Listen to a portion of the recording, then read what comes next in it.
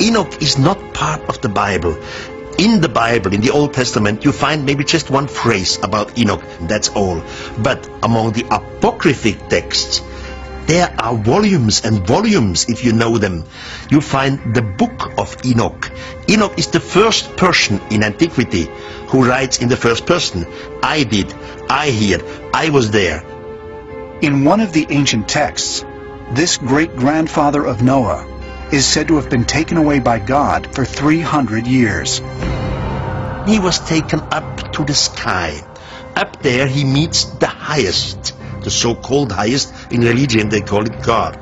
He meets the highest, and the highest says to his servants, you teach this young man in our language, and then you teach him writing. So he writes books. Of course, he knows all these foreigners by name. He quotes them by name. He knows their profession. He knows which of these extraterrestrials was the astronomer. So Enoch is the only in first person, thousands of years ago, who gives some of the names of the extraterrestrials and gives some of their professions. How is this possible? We have an eyewitness and nobody speaks about it. So I really was confused. Throughout the ancient Sanskrit epics of India, there are numerous descriptions of vimanas, or mythical flying machines. One of these accounts even dates back over 5,000 years.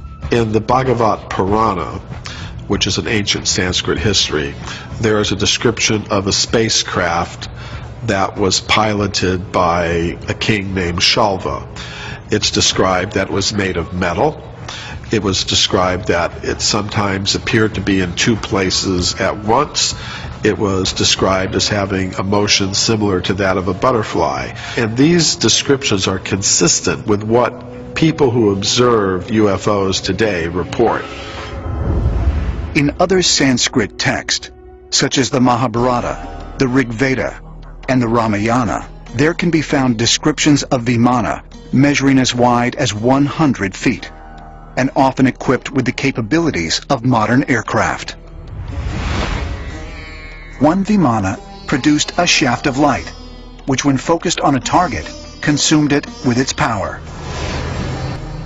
They read like the wildest science fiction.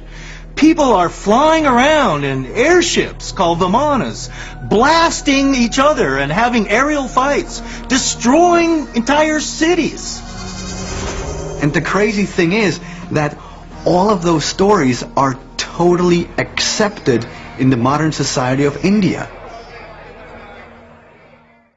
In 1929, historians discovered a map which had been painted onto a piece of gazelle hide. They traced the document back to a 16th century Turkish admiral named Piri Reis. But in stark contrast to other maps dating back to that time, the map depicts landmasses that were still, as yet, unexplored. It shows the coast of Antarctica as it exists under the current ice cover. Now that's really pretty amazing, because it would tend to indicate that the map was made at a time when Antarctica was ice-free, which would be many millions of years ago. The map also accurately charts the coasts of Europe and North Africa. But it's the illustration of northern Antarctica that truly astonishes ancient astronaut theorists, because this region wouldn't even be discovered for another 300 years. We have to remember that Antarctica is covered by at least a mile thick ice. We didn't have ground-penetrating radar until 1958, so for a map to exist in 1531 accurately showing the topography, it's pretty interesting.